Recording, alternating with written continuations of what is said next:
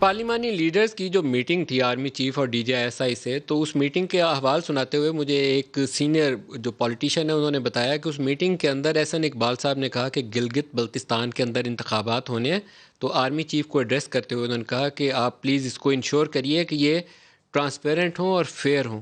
تو اس کے جواب میں آرمی چیف جو مجھے بات بتائی گئی ہے انہوں نے آگے سے جواب دیا کہ کچھ ایسا نظام بنائیں جو آپ لوگوں کی ذمہ داری ہے کہ فوج کو کہیں کہ فیئر اور ٹرانسپیرنٹ کریں، اس کی بجائے آپ کا وہ نظام اس کو ٹرانسپیرنٹ اور انشور بنائے۔ فوج کا یہ کام، فوج کو دور رکھیں، فوج کو فوج کا کام کرنے دیں۔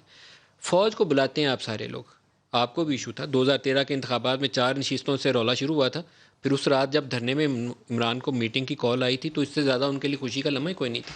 فوج سے بھاگے بھاگے جاتے ہیں، سب ملتے ہیں، پھر کہتے ہیں فوج سیاست سے دور ہے۔ جب ملنے جائیں گے تو دور کیسے رہیں گے وہ؟ دیکھیں، جو ابھی جو یہ کھانے کی آپ نے بات کی ہے، پاکستان کی فوج ہے، کوئی ہندوستان کی نہیں ہے۔ جنرل باجوہ شیخ صاحب کا جواب دے رہے ہیں آپ سر۔ میں سر نہیں اجازت ہے سر بولنے دیا کریں نا، بلا لیتے ہیں تو غلطی آپ سے ہو جاتی ہے تو پھر سن لیا سر۔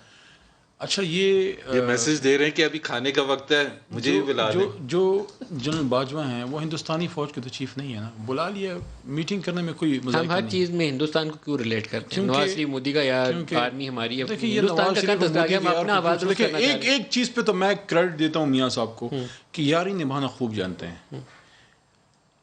انڈیویجول کیپیسٹی میں even as a political leader جانا اور چیز ہوتی ہے، جب آپ ریاستی عہدیدار ہوتے ہیں، وہ بھی not a lesser than prime minister of a country. Prime minister of Pakistan میاں محمد Nawaz Sharif goes to India on official visit, and for the first time in the history of Pakistan your elected prime minister does not meet Hurriyat leaders۔ Kashmir کا لفظ بھی نہیں بولا انہوں نے۔ تو بھائی جان، یاری نبھائیں تو پھر ایسے نبھائیں کہ مودی نے کہا کہ نہیں ملنا، انہوں نے کہا جی سر، نہیں انہوں نے کشمیر کا لفظ ہی نہیں لیا۔ ٹھیک ہے نا، یاری نبھائی نا۔ یہ کمزوری ہے، یہ کمزوری ہے۔ میرے لیے ایشو یہ نہیں ہے، دیکھیں یہ پاکستان کی سیاست چلتی رہے گی، آہستہ آہستہ بہتر ہوتا رہے گا، یہ غلاموں ابن غلاموں کی سیاست بھی ختم ہوگی، اللہ کرے گا انشاءاللہ۔ زبیر صاحب نہیں تو ان کے بچے مسلم لیگ نواز کے لیڈر بنیں گے۔ ان کو، ہمیں تو خان نے موقع دیا ہے، ہم تو کسی بھی عہدے کے لیے جو ہے وہ الیکشن بھی لڑ سکتے ہیں۔ عمران خان صاحب جس عہدے کے لیے کھڑے ہوتے ہیں اس کے خلاف بھی اسد عمر صاحب نے الیکشن لڑا کہ نہیں لڑا؟ کھڑے ہوئے نا۔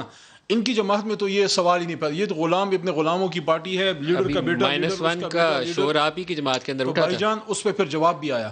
اب آپ جن کا نام لے رہے ہیں ان کا بھی تذکرہ تھا۔ میرے لیے سب سے اہم یہ ہے کہ جو اس ملک کے ساتھ اس وقت، اور میں بائی گاڈ میں آپ کو دل سے یہ بات کر رہا ہوں، اس وقت اس ملک کے ساتھ جو آپ سب سے برا کر سکتے ہیں وہ یہ ہے کہ یا تو آپ شیعہ سنی جو ہے ہیٹریٹ کو بڑھائیں، ظلم ہے وہ، ٹھیک ہے جی، ظلم ہے وہ۔ دوسرا، یا پھر جناب آپ اس فوج کو ٹارگٹ کریں جس کا دشمن ہندوستان، جس کا دشمن اسرائیل، جس کا دشمن پتہ نہیں کون کون، وہ شہادتوں پہ شہادتیں دے رہے ہیں۔